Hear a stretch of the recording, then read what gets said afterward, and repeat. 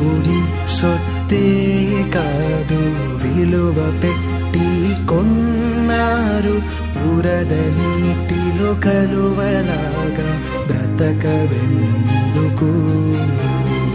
నీవుని సొత్తే కాదు విలువ పెట్టి కొన్నారు.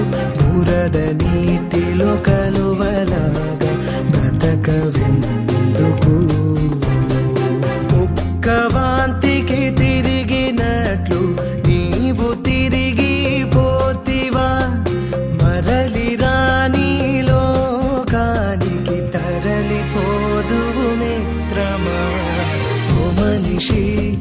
ఓ మనిషి నీవెవరో నీ గమ్యమేదో తెలుసుకో.